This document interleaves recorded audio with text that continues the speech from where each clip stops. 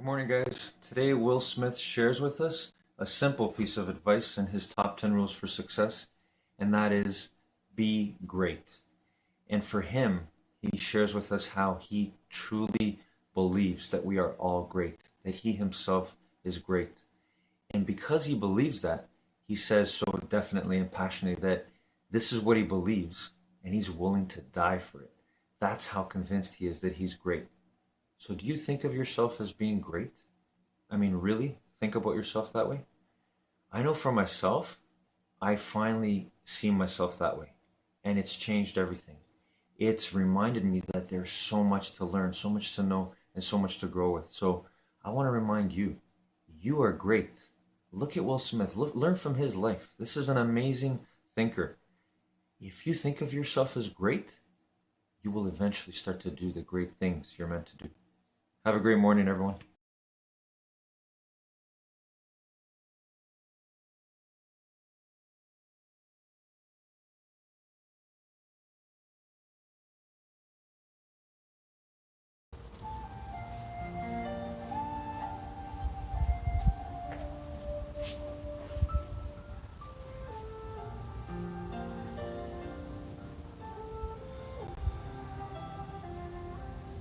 Legs crossed, back straight, eyes closed, breathing in through your nose and out through your mouth.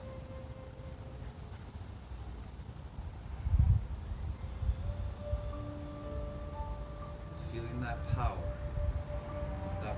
you have, your determination to control your breathing.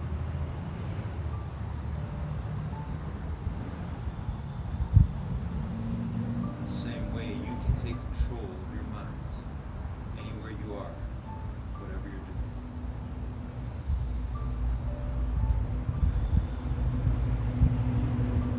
Let's use that same power, that same determination to see in our mind the image, the visions that we want to create today in our lives.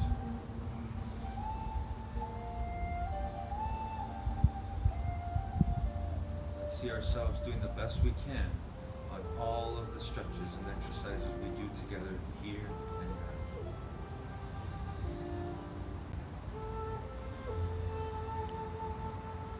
Let's use that power we have, our true being, our presence, our determination to see in our mind right now, go into the future. Think about what you want to make real. Bring it to the present. And that music goes off.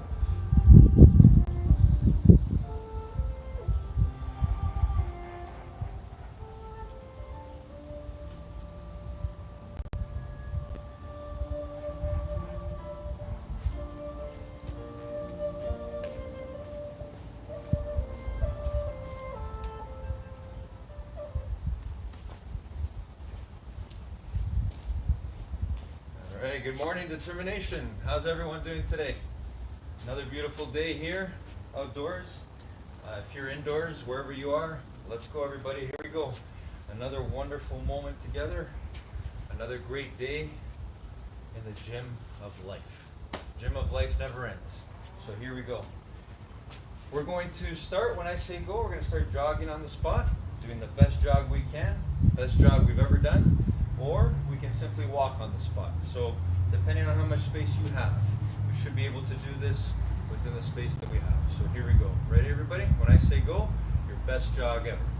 Ready? And go.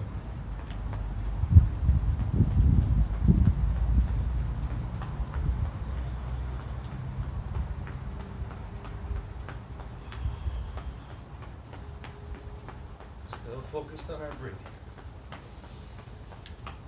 In through your nose,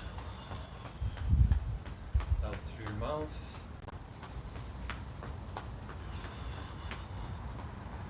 Feeling the joy of you commanding your body. Remember, you're the boss of your mind. Your mind is the boss of your body.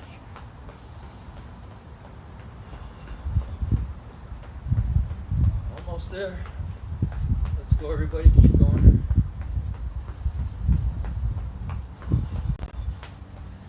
Feel the power of our heart starting to beat a little bit faster. Our breathing becoming a little bit more difficult.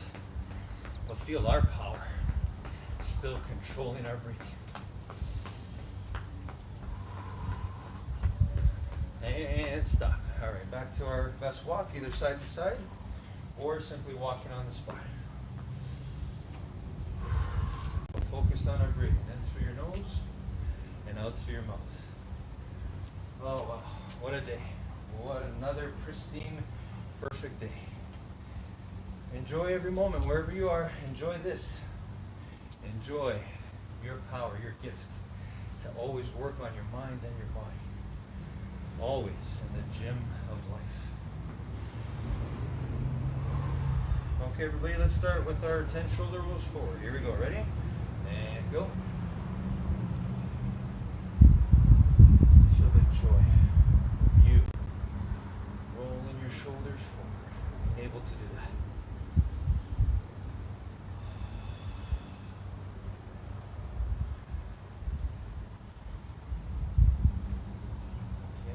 Backwards, all the way up and around, as high as you can towards your ears, all the way around. Let's do 10.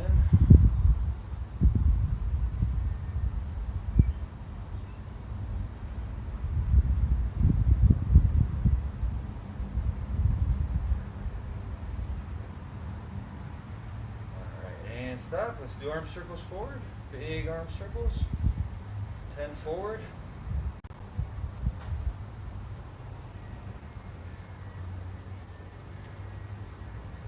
Alright, now let's go backwards. Again, just feel the joy of you controlling your body to move through space. All through the power and control of your own determination.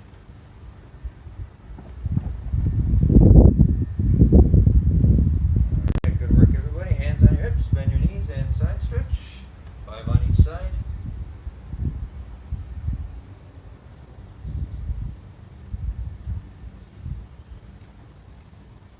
Alright, and let's do twists. Again, 5 on each side, feet flat on the floor.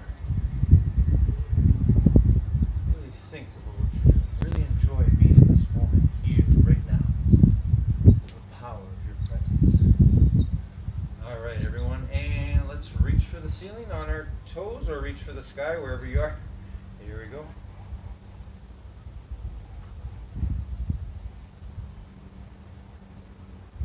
Holding it for 10 seconds. Alright, and now reach for your toes, straight knees. Again, feel the joy, the striving. Reaching for your toes, even if you can't touch them yet. Always yet. You get to work on it all the time.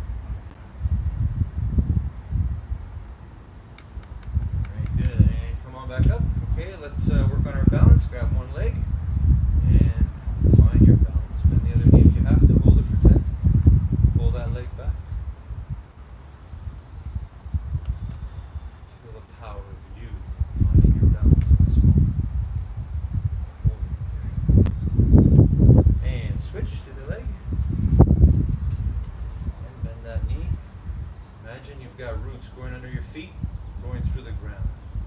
You're immovable. See it in your mind right now.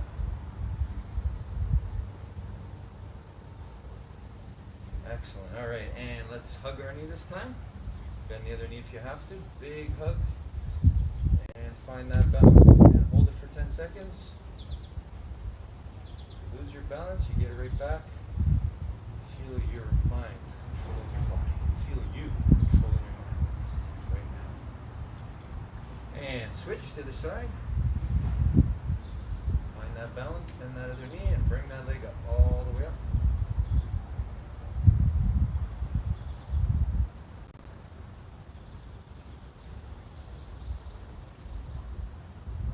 Alright, excellent everyone. Let's do 5 push-ups together. Here we go. That's 5 push-ups. If you got to keep your knees down, go ahead. Whatever you do your best. 5 sit-ups.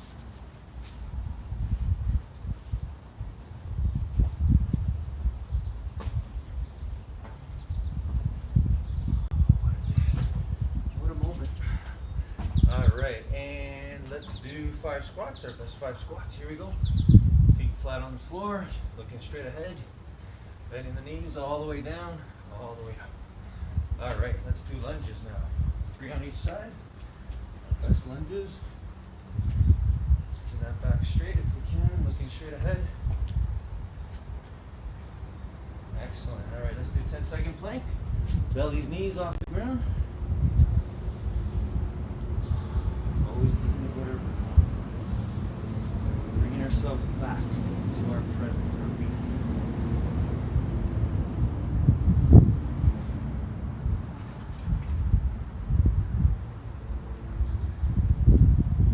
Okay, and let's sit down and reach for our toes, everybody. Here we go. Ready? Straight knees or reaching for your toes. Do the best we can. Always working on motivating our minds, because we know our bodies will follow. And V shape with our legs, reaching for the floor as far away from our body as we can. Holding it there.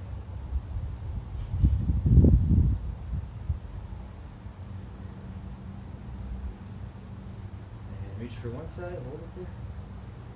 Again, feel the joy of reaching, striving, doing your best. Even if you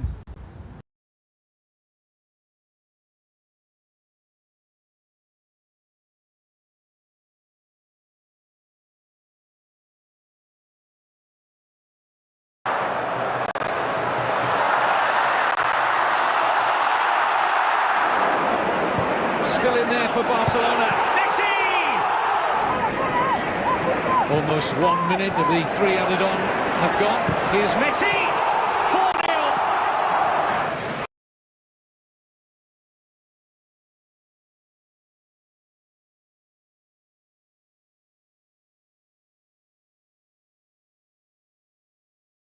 Eckhart Tolle is the author of The Power of Now, a book published in 1997 that became a global bestseller after being recommended by Oprah Winfrey and has sold more than 10 million copies worldwide. He went from spending years in intense anxiety, suicidal thoughts, and complete lack of direction in his late 20s to building a worldwide teaching platform and selling tens of millions of books. Need motivation? Watch your top 10 with Believe Nation. If you've been here before, drop a hashtag Believe in the comments below so I can feature you here in a future video. And if you're new, welcome to Believe Nation, the only channel that helps you believe in yourself daily, one video at a time. Okay, let's kick it off with rule number 1. Understand the power of now. What it really is powerful and beautiful is not the external form, it's something that's arising in you. Forms dissolve quickly, as the Buddha realized already, and you can verify in your experience. Things come and go. This retreat, there's a form, the external form of the retreat, the place, this room, the people coming together. It's beautiful. But what it really is powerful and beautiful is not the external form, it's something that's arising in you. That's the essence of this, and that is timeless. So nothing really important is coming to an end. That which really matters is there in you. And so the scenery changes as the body moves away today, tomorrow, next week. There's always something that remains unchanging, and that's consciousness itself. We could call it the present moment. It's always the now that doesn't change. You can be sure that your life, your life, is always now. And the now, in essence, is who you are, because it's the space for everything. Everything unfolds in the now, and it's inseparable from who you are. So ultimately, in the depths of it, what we call the now is the space of consciousness. the formless, the unborn. And that's why we can talk about the power of now. And as you may have heard me say before, once or twice, the now is not what happens. That's the surface of the now, but it's not the now. People confuse, usually in ordinary existence, people confuse the now with what happens in the now, and therefore they say every day consists of many, many moments, many present moments. That's how it looks when you think the now is what happens. But if you look more closely, which in other words means in your immediate experience, you will see that your life does not consist of many moments. It's only when you go into thinking and then you remember, there were past moments. I had breakfast this morning, and so on. But that's your immediate experience is always only of this moment. Your life is always only this moment. So that one can't really argue with because it's so obviously true. So although we think life consists of many moments, that's because we confuse the now with what happens in the now.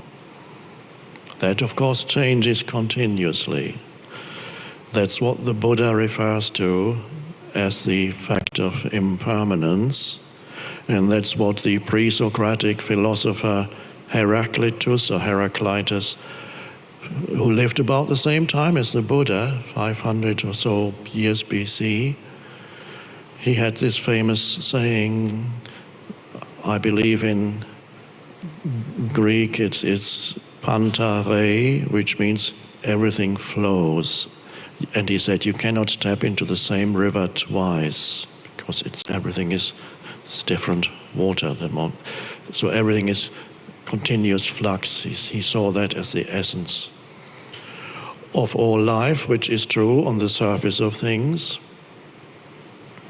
But if you go deeper within, you have two dimensions. You have the flux of birth and death, coming and going of forms, and you find the place within that actually is an unchanging presence or space, and that is the true meaning of now. And that's the only place where anything can happen. Well, number 2, wake up your mind. There is the burden that humans carry, which is their life story, but they confuse it with who they are. So they're completely trapped in a story, which they call my life. You might ask, what's he talking about? I'm awake. Whenever I'm not asleep, I am awake, and I'm awake right now. Well, what's he talking about, awake? So the term awake, to awaken, is a spiritual term used in many traditions, and it points to this transition from the state of being completely identified with the stream of conditioned thinking, so identified that you derive your sense of self, your identity, from the continuing narratives that flow through your mind, that tell you who you are.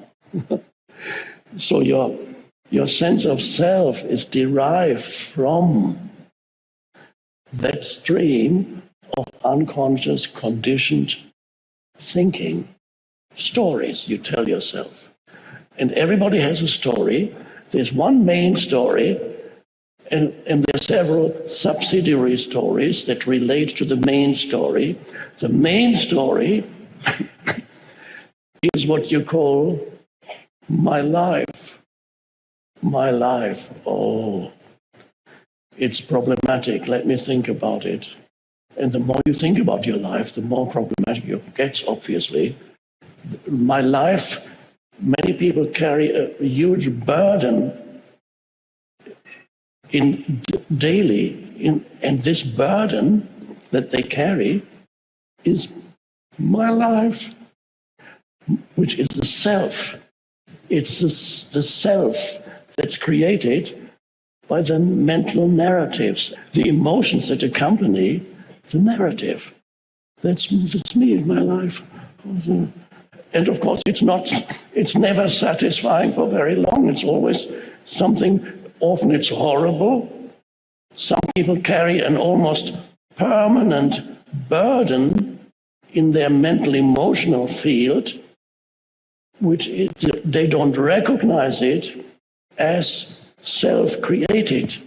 They believe it is a genuine, justifiable response to their external situation and what has happened to them in the past. That they do not recognize that the response is a conditioned mind activity that is not the reality of their lives at all. It's a story in the mind. So I call that your life situation, which exists, comes from the past. The past has taken you here. The past has created what you call the person, is the me, the person. Everybody has there's a personality, there's a person there. And the person has been conditioned by the past. And the person is continuously upheld and amplified by the stream of continuous thinking and emotion and reactivity to whatever is going on. So everybody carries this enormous burden of themselves. Of course, yes, sometimes there's happy moments. Something good has just happened to me. I'm finally free because I won the lottery or got a promotion or I've fallen in love. This is it. Okay. And of course, as the Buddha said, I don't know if he said it, but he probably did. If you're happy now, just wait a moment. And then your happiness, the very thing that makes you happy, turns into unhappiness. Or something else erupts into your life and destroys that situation that made you happy. And this is many people can verify in their own lives how relationships have the power to make you happy. And then it's not uncommon for the same relationship that makes you happy one day, in fact, not just happy, elated. This is the one. And a little later, we don't know how long, a few months, 3 years, 7 years, the very same person makes you very, very unhappy. What was that all about? Was the Buddha there? Oh, yes, the Buddha, he was talking about something like that. So, how quickly any external thing that makes you happy for a moment doesn't last very long. Oh. And then you're looking for some kind of satisfaction. Maybe you can find it in the sensory pleasures. And that's very temporary too. Sensory pleasures, eating. You can absorb all that. And of course, you don't feel good the next day. And if you do it for too long, you fall ill anyway. So there is the burden that humans carry, which is their life story. But they confuse it with who they are.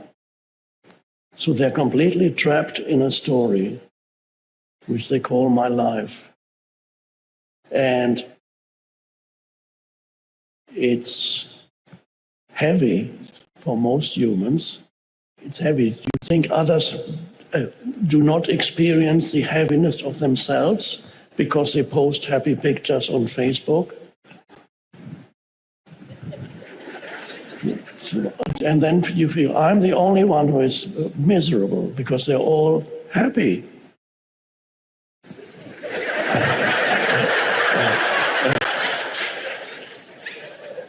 And they show you what they're eating, pictures of their plates. Look what I'm eating right now. Look at me.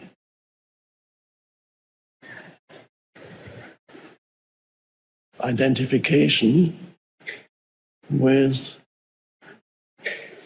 body image, identification with body, which is of the many identifications that make up the personality, the person, the self. I would say it probably starts with the body. The body, obviously, you consider to be this, my body, me, and you identify with the body, but of course, ultimately, it's not the body, it's a mental image of body. Everything is a mental image. You don't even know where there's anything out there at all. It could just be a creation of your mind. Number 3 is change your narrative. Most humans are, in this world, are lost in the doing dimension. It's another way of putting it. Unaware of the being that is always there, but they overlook it, one could say. They look, it's here, and they look, where is this? They look there, but it's here. All this is beautifully expressed in the parable in the New Testament of Mary and Martha. Mary and Martha in the New Testament is a little story. They're two sisters. They invite Jesus to their home. Martha is working in the kitchen, cooking their lunch, and Mary is sitting at the feet of Jesus, and Jesus is presumably talking or emanating being. She's sitting at the feet of Jesus going, and Martha says, "Jesus, please tell my sister to help me in the kitchen. I've got to get dinner, lunch ready. This is not true. Why am I doing all the work myself? Please tell her to help me in the kitchen." And Jesus strangely says, "Martha, Martha, you are concerned about many things, but Mary, there's only one thing," I'm paraphrasing again, "there's only one thing that ultimately matters, and Mary has chosen this one thing." So if you approach this story from a conventional perspective, you would say, this doesn't make sense, because if everybody does that, nobody's ever going to cook the lunch. If he says, she has chosen the only one thing that is of absolute necessity, and she has chosen that one thing, well, then if everybody does that, then who is going to do anything? Nobody's going to prepare any meal anymore. Okay, but the deeper answer, of course, is not like that. The deeper answer of this story is that Mary and Martha are or need to be or need to become a single person. Mary and Martha need to be one, so that the ability develops in a human to do without losing connectedness with the being dimension. And then Mary and Martha are one. So it doesn't mean that nobody's going to cook any meal anymore, but you can be involved in doing without losing yourself in it. Remain connected to the being dimension. So how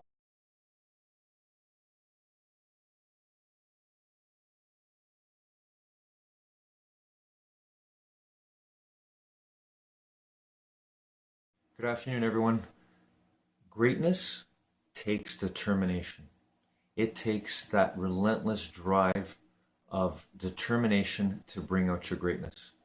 This is something that I'm learning each and every single day, but I love it. I'm driven by it. And I want you to remember that you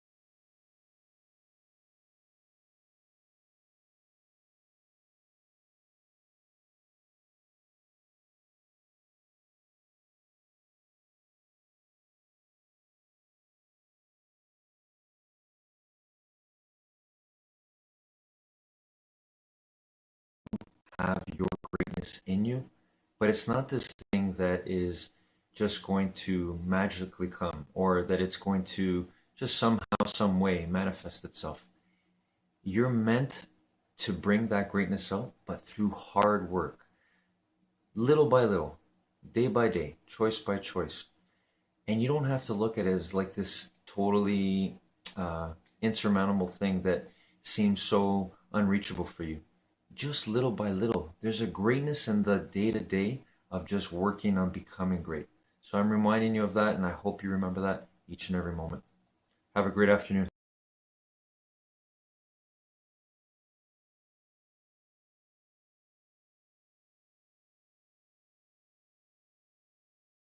Aren't able to reach where you want to be yet. And switch to the other side.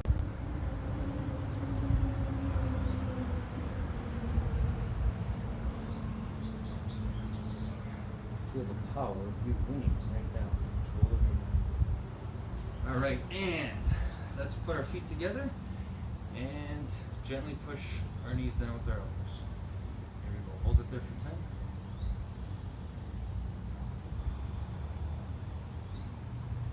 Feel the power of infinite intelligence in you, me, and all of us right now.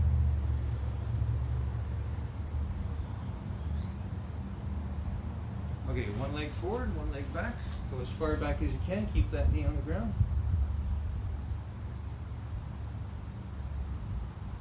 Put that knee down. Just make sure you're not hurting yourself. You should just feel a pull, not any pain. Okay, and switch to the other side.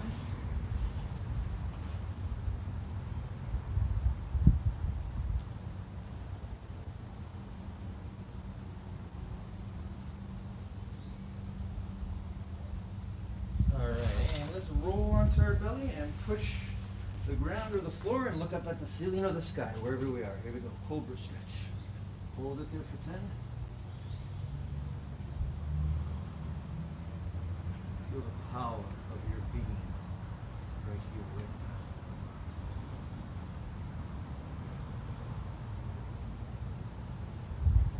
now. Okay, and legs crossed again.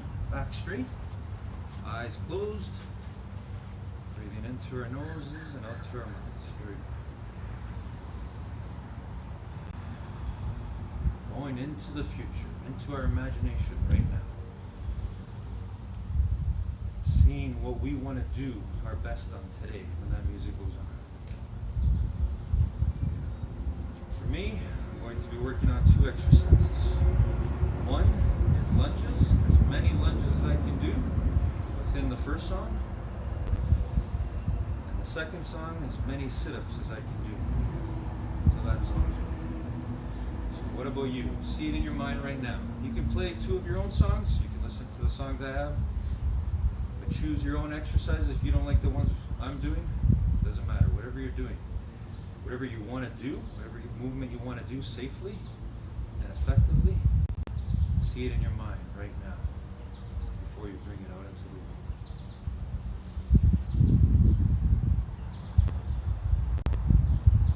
You've got determination. You were born to win. To bring out all your visions, all your positive visions of yourself, of people, of the world. The way we do our best on these exercises when that music goes on is an expression, a reflection of the way we do our best at everything in the gym of life.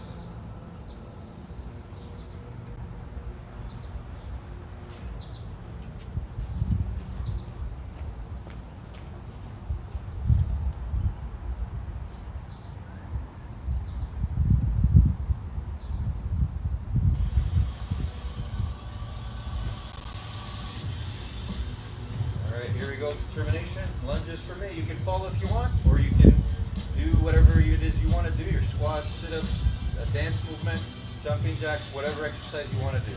Here I go, ready?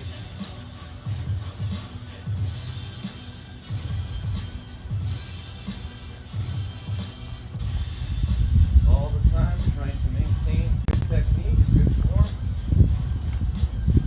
Best we can, always.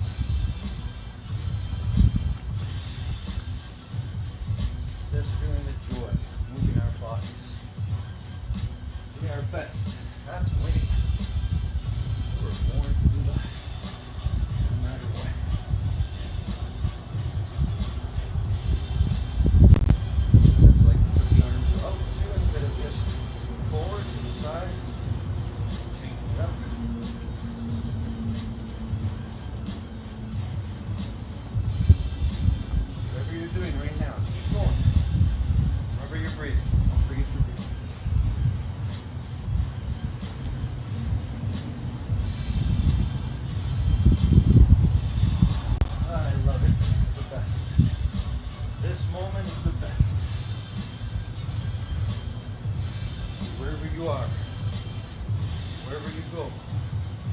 You get to always work on being your best at whatever you're doing. And that starts with our determination, controlling our minds, no matter what. No matter how tired, how much discomfort we feel, we have the power to choose.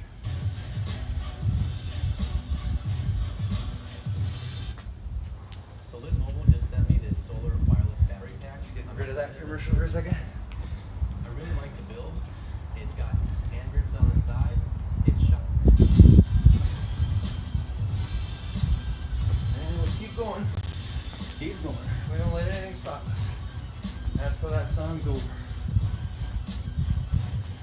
Every moment counts.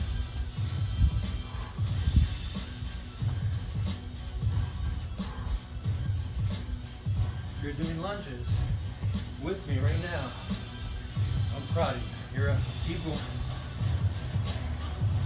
As it gets harder, we work harder.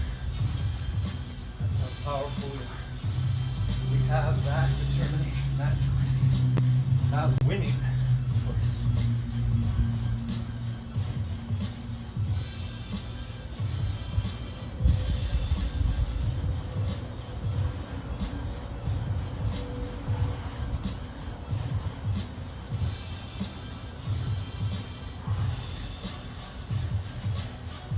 Keep going. Song's not over. Your music, that stuff inside you, for me it's determination, and I know we got it all in all of us. So I use it every day. Let's go. You're using it now. Keep going. Music's still playing. Our music's still going. Alright, next song.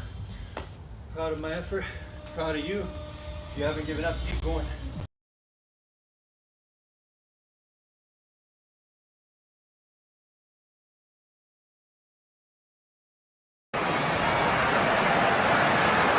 Alexis Sanchez right across the 6. 2-0. Messi walks it in. But Messi with a big goal. Firmly into the feet of Iniesta. Just rolls in again for Adriano. It's Messi with the header. Oh, what a goal!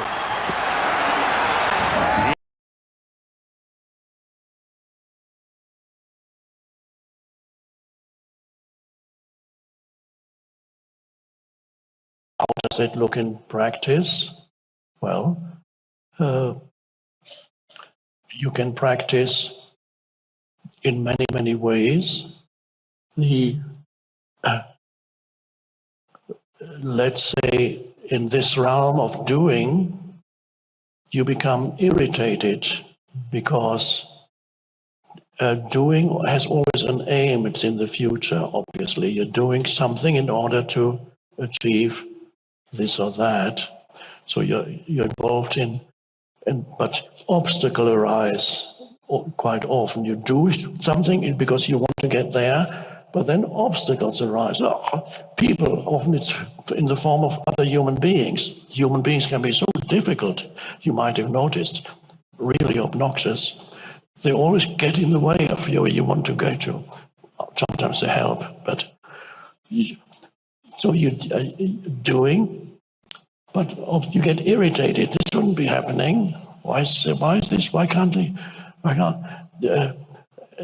So when you get irritated, angry, upset, in situations, many situations are like that in daily life. You get irritated, even a traffic jam, or you want to get, why is it moving? You line up at the supermarket. Why aren't they moving? Can't they be more efficient? I can't stand this anymore.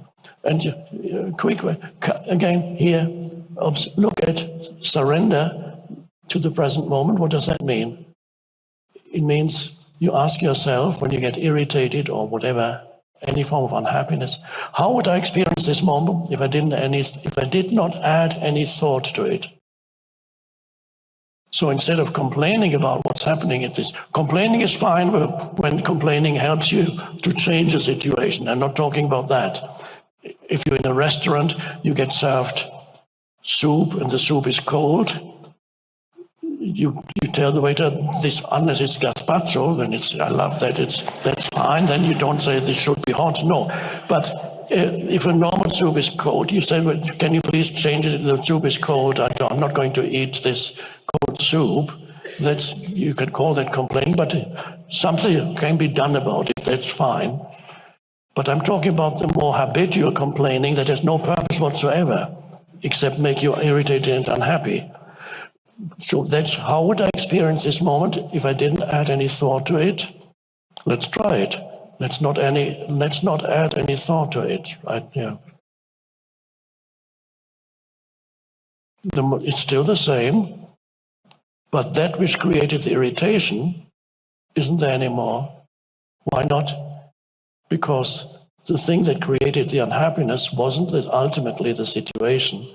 It was the narrative about the situation in your mind.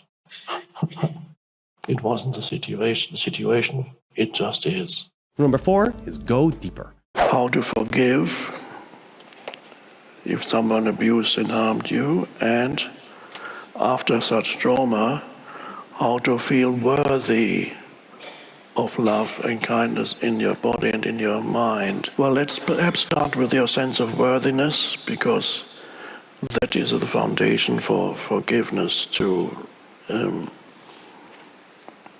Now, this is an interesting thing, that sense of self-worth is apparently a problem for many people. And some people have an insufficient or damaged sense of self-worth, or a negative sense of self. Now, question is, where does your sense of self-worth arise from? Where does it arise? What is it based on? Is it based on your achievements? Could be. Your successes? Is it based on your external appearance? It could be. For many people it is. Is it based on your social status? From other people it is too, self-worth. Is this based on your possessions, how much you have? Could be. So those factors somehow, or a combination of them, make up a person's sense of self-worth. What I have achieved, how I look, and what I know could be also how knowledgeable am I. What you can identify with that. I might be ugly and poor, but I know more than you, so that I'm okay. So your possessions, your social status, your knowledge, for physical appearance, etc. So those are factors that make up your sense of self-worth. And for some people, they are not happy with either they feel they haven't achieved anything. Until fairly late in my life, I hadn't achieved anything, at least not in the eyes of my mother, up to the age of, let's say, 48 or 49, I hadn't achieved anything. Well, I had achieved something at university. I had a brief period of success, and then, according to the viewpoint of my mother, God bless her, I threw it all away. I could have had such a great academic career. I threw it all away. And then I became nobody up to the age of 49 or something like that. But what about my sense of self-worth? I did not share my mother's view of that my life had deteriorated. I didn't feel that. I didn't own much or anything. My external appearance was not particularly great, so there wasn't much I could do there. My ego couldn't derive much sense of self-worth from that. My social status was not great, and I don't have a long history, family tree going back several centuries. In fact, my family tree ends with my grandparents, who knows who was there before, and they didn't have any great achievements or possessions, so okay, can't derive my self-worth from that. What I had left was up to the awakening. I had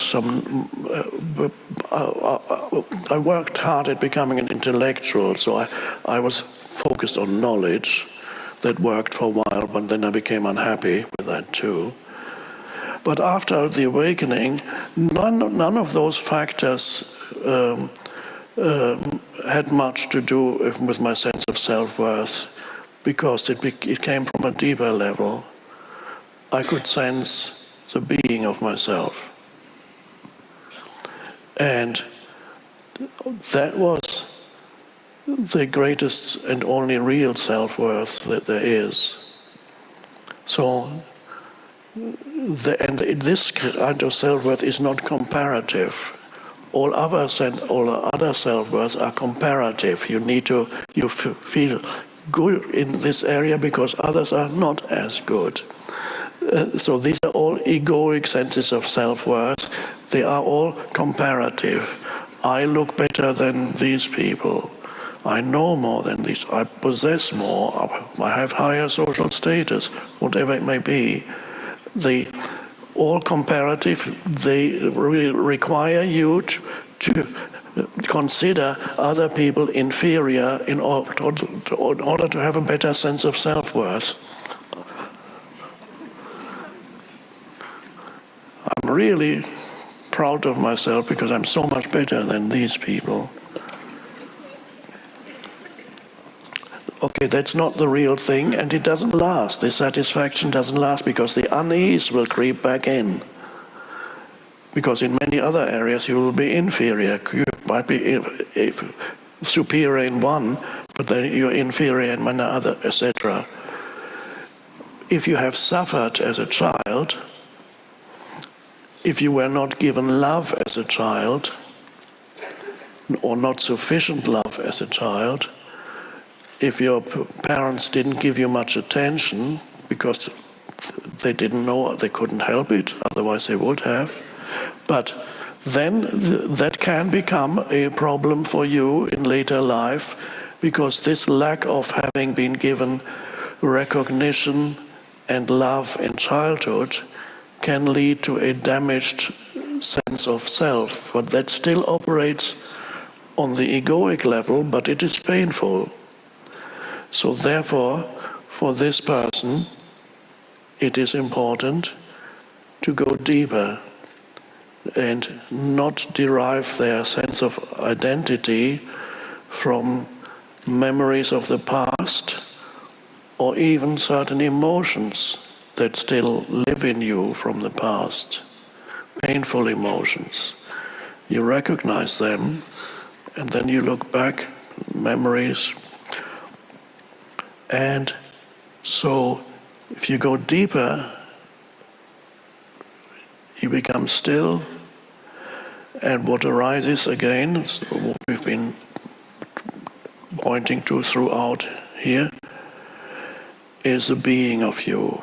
The being of you is like a jewel. It's not surprisingly that in Tibetan Buddhism they have the image of the jewel, Om Mani Padme Hum, Om Mani Padme Hum, hail to the jewel in the lotus. That is, you have the self-worth is this incredible preciousness that lives within you that is inseparable from who or what you are, but it is not comparative. It's not precious because somebody else is less precious. And so that's the only true self-worth. So in order to transcend the negative self-worth that is perhaps due to your upbringing and so on, or sufferings in childhood, in order to transcend that, yes, you could, to compensate for that, you could on the egoic level work hard and show them that you are better than them and you are the greatest. I will show the world what that is a way the ego could struggle to compensate for a deficient sense of self-worth. But it's not the real thing. That's not ultimately that satisfying. Dissatisfaction will remain. So I would suggest a better course of action. The only true course of action is to go deeper, which isn't not really action anymore, and find that dimension within yourself. And that does not compensate for a deficient sense of self-worth. It goes to the true source of self-worth, the only true source. And then you sense the being of you. Also, if you want to take real action after this video, I made a free worksheet just for you. It covers the top lessons from today, gives you space to write your biggest takeaways, and helps you build a simple action plan. It's 100% free. Just click the link in the description to go grab it. I'll see you there. Rule number 5 is welcome challenges.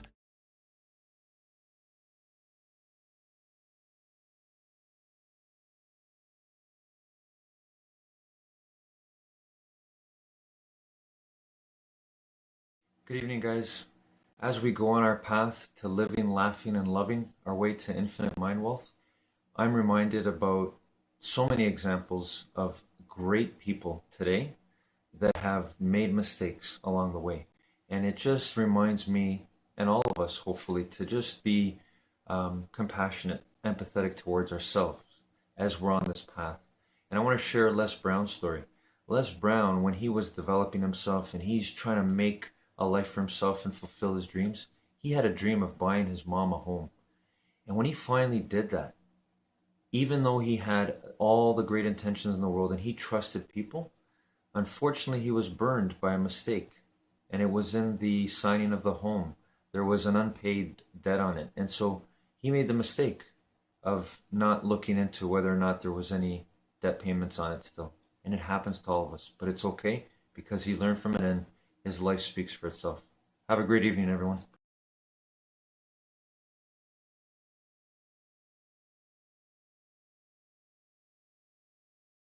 All right, sit up for me. Here we go.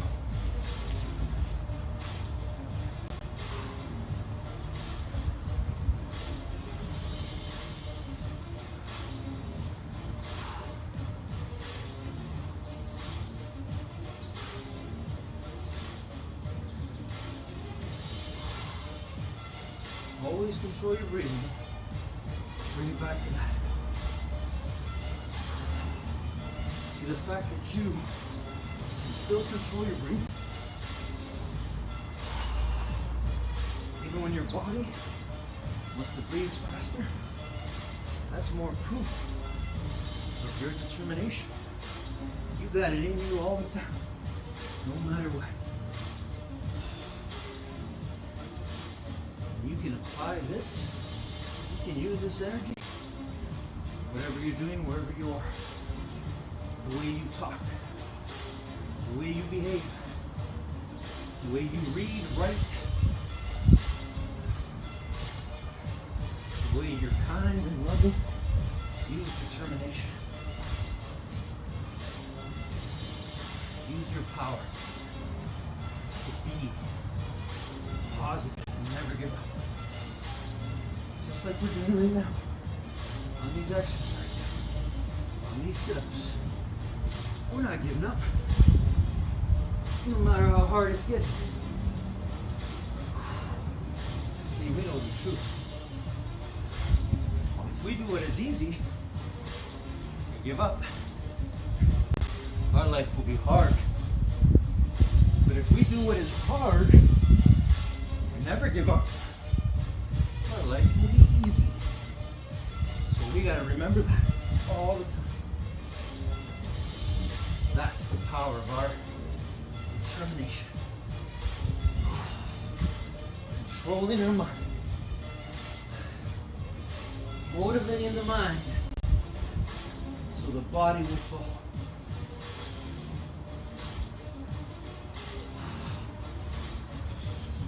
Keep going, determination. I'm so proud of you wherever you are. Just because you are who you are. Striving to be better all the time. You are infinite intelligence. We are double I. Infinitely intelligent. Powerful beyond measure. We don't choose to lose. We determine and win.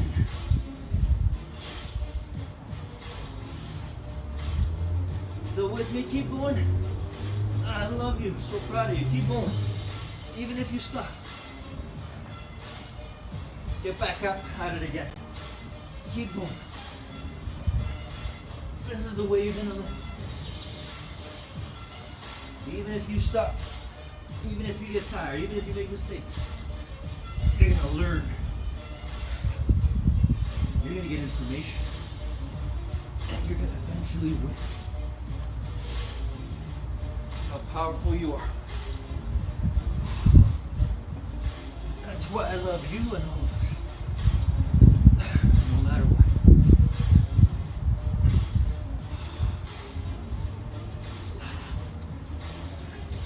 Oh, long song. That's okay. That's good.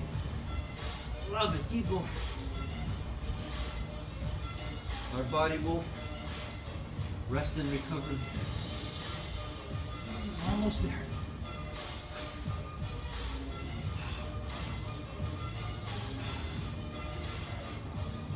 Keep going, everybody. Keep going. Oh, well done. So proud of you.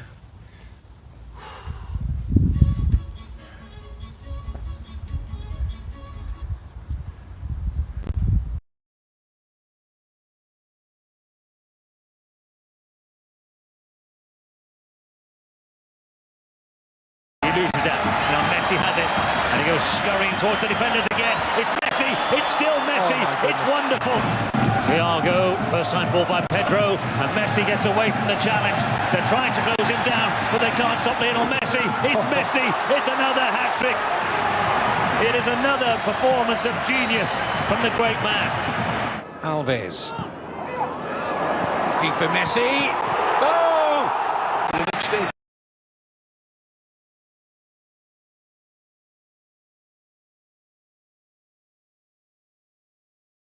If you recognize that life is difficult, that it's in the nature of life to be difficult, then it's not difficult anymore.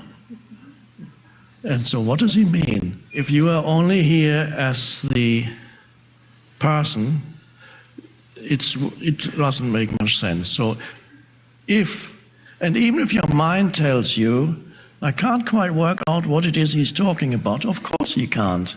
It's not the mind that can understand it. You can only understand the essence of it by touching that in you that resonates with it. So if it feels good to sit here and listen, that means it's working. Because that means that in you that responds to it and is of the same is emerging, and that's all. It does not depend on increased intellectual understanding of spirituality. That may come as a byproduct occasionally here and there, but that is not what gets you there.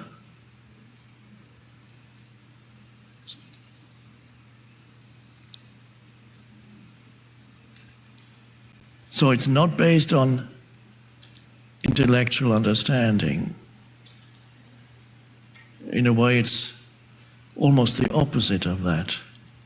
Have the courage to go into that place, rather than thinking you need to know everything, have the courage to embrace the state of not knowing.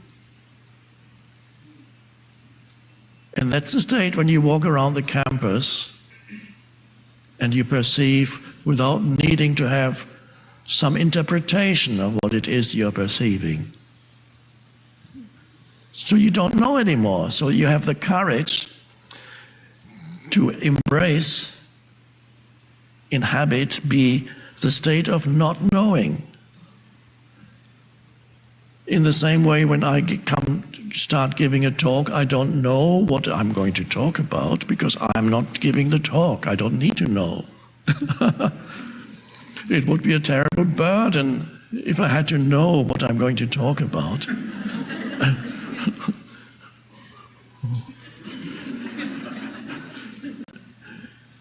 And so that is a wonder. And in that state of not knowing, there is a deeper knowing that is not a conceptual knowing. There's a deeper knowing, it transcends conceptual knowing. And that is the place where wisdom, we have this beautiful word, wisdom, that is the place where wisdom arises.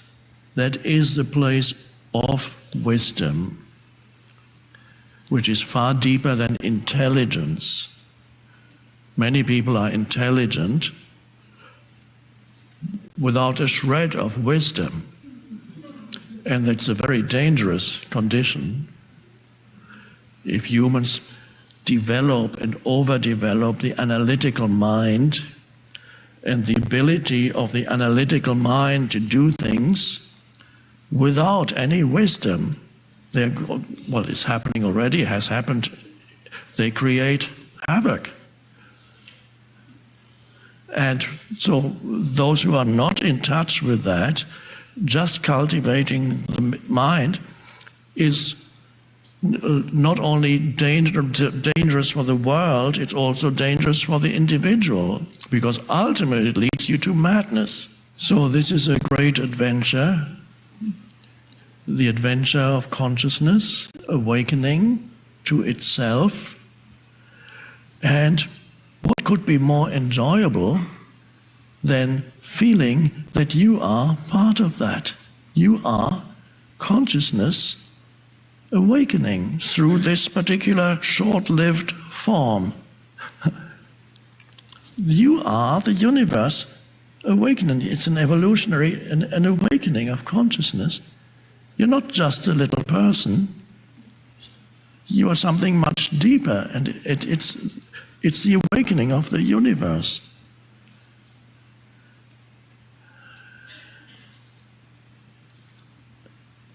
And as a byproduct of that, your so-called life becomes actually a more pleasant experience. That is a byproduct of awakening. It gets easier because it doesn't mean you know stuff happening. Challenges continue to come at you. The universe is built in that way. That's how it's supposed to be. You're not supposed to have no more challenges in life. You are supposed to have many challenges, and it's through the challenges that awakening happens. After a lot of suffering, at first challenges reduce more and more the pressure of suffering and the weight of suffering, and then awakening happens. Without the challenges that the life gives you, you wouldn't be here. I wouldn't be here. And they are not going to stop as you awaken spiritually, but the way in which you deal with them changes. And you begin to almost welcome them when they come, because you recognize that is an inevitable part of existence on this dimension. A necessary part. Rule number 6, find satisfaction in your work. For many years, before I wrote The Power of Now and it became successful, I was basically a failure in the eyes of the world. So he's already almost 50, and what has he achieved? My mom said, You have thrown away your life. You had so many possibilities in your life. You walked out of graduate school in Cambridge. Why did you walk out of there? My mom and many other people said, this person has failed in life. He has no job, he has no insurance policies, nothing, no pension plan, just almost nothing in the bank. Failure. And then a few years later, people bought The Power of Now and became a bestseller. Oh, a big success. Okay, if I had derived my identity at that time from what the world was telling me, or my mind would have told me if I had been listening to my mind, I would have been very unhappy. And I didn't, though. I was fine, because my identity wasn't derived from that anymore. And fortunately, even when in the eyes of the world I suddenly became a success, I don't want to derive my identity from that. It's a cheap substitute for who I really am.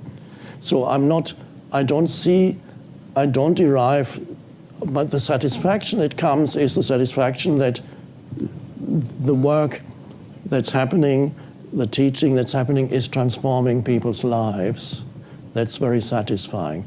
I don't get any personal satisfaction though, because I don't feel it as this separate me produced it. Rule number 7, direct your attention. It's not that difficult really to step out of the stream of thinking. One way, of course, is meditation. The traditional approach is you have certain periods of time, once or twice a day, when you sit down, close your eyes, and instead of involuntarily being drawn into the continuous stream of thinking, usually with meditation, you have a technique or method. You focus your attention on one thing, which could be a mantra that you repeat. It could be your breathing. It's a very ancient meditation. It could be the inner feeling in your body, the sense of aliveness that pervades your body. In other words, you take attention away from thinking. And that's already a great realization that you actually have a choice of directing attention. You don't have to go with your attention all the time where the habitual thought patterns want you to go. The habitual thought patterns want your attention every time. Every thought says, I matter, give me your attention, follow me, they go this way. And another negative thought, and another one, and another one. Rule number 8, learn to focus. Have the main focus of your attention in your daily life in the present moment. The rest of your attention, so that's the main focus. Here's this. The rest of your attention is where you want to go to. Whatever task you're engaged in has a certain purpose. The purpose is you want to finish the task, then it has achieved its purpose, and that's here. And that's in your peripheral vision of your consciousness. That's where you want to get to. And this is what you're doing in order to get there. And your main attention is not where you want to get, and in the meantime you're just doing it in order to get there. You can see how that already creates an inner stress. I'm here, but I want to be there. That's the normal way of living, is the main part of people's attention is there, but in the meantime they are here, where they don't really want to be. Rather be there, as shown in famous stickers, bumper stickers on cars, which say something like, I'd rather be fishing.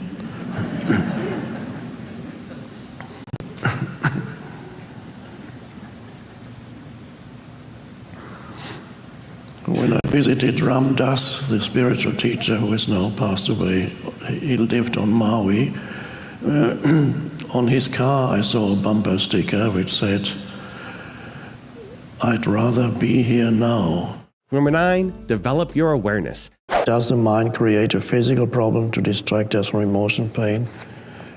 It is often the case that emotional pain that is not recognized, when there's not enough awareness, the emotional pain exists beneath your level of awareness, and it can come out as certain kinds of reactivity in daily life. So you are taken over by reactions to certain things that trigger that type of emotional pain that is in you that you're completely unaware of. And emotional pain that is in total unawareness can very easily become a physical symptom. It transferred into the physical realm. Any kind of prolonged negative mental states which produce corresponding negative emotions affect the functioning of the physical organism. And even research has been done on this and been confirmed that negative states, mental emotional states, in the long term, affect the physical organism. And number 10, the last one before a very special bonus clip, is stop pleasing everyone. Happiness or fulfillment does not depend on any other human's acceptance of who you are. That would be a deluded thought. If you think you can only be happy if these people accept and understand you. Some people have that with their parents. So they say, my dad, my father, they don't understand me at all. It's terrible, terrible. I'm trying to explain what I'm at. Of course, they cannot understand you. It's beyond their comprehension if you have awakened spiritually and they haven't. So compassionately accept that they cannot understand you.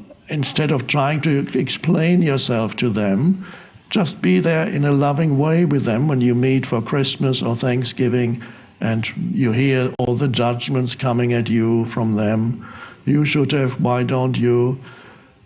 Look where it's taken you. Look at your sister, she married a millionaire and you and you are into that weird kind of meditation stuff that's not getting you anywhere. Whatever judgments come, say, okay, I know that this is what you think and feel, and I think and feel differently, that's all. So you don't need to justify or accepting people's limitations and suddenly realizing whether or not your father, your mother, your sister, your brother, or anybody else close to you accepts you for who you are is really not. You become free of the need to be accepted, but you can nevertheless have a deeper connection, keep that deeper connection and connectedness with them. Affirmations are, if they are done rightly, can be very beautiful substitutes for prayers. I'm healed and whole and at peace. And after that, let there be a space. And really the power is in that space. In the space you experience that you are already whole. The outward form might tell you something different. I'm holy. The Course in Miracles says, I am holy, for example. That's, again, you are. And so it's simply an affirmation of how this is how it is. Or if you're healing for somebody else, you are either with that person, or that person comes into your mind, you're thinking about that person, and that person may be ill. And then the most powerful healing, I find, is to hold the image of that person and then go deeper into yourself where the wholeness of life lies, where nothing is needed, nothing needs to be added.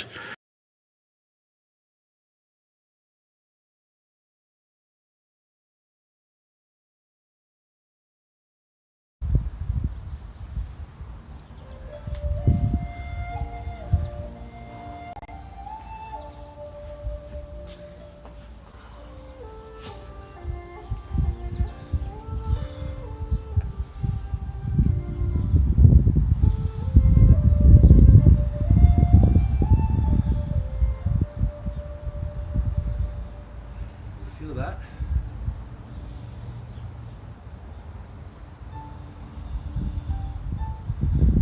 Feel that power, that oneness of us controlling our breathing and our minds?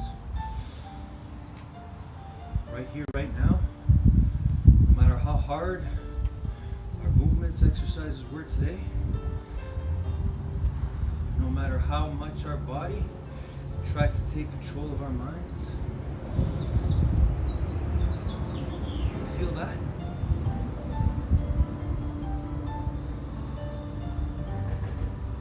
That's you. The real you. That's our consciousness. Our being awake fully. To control our minds, to control our breathing, to control our bodies, to control our lives.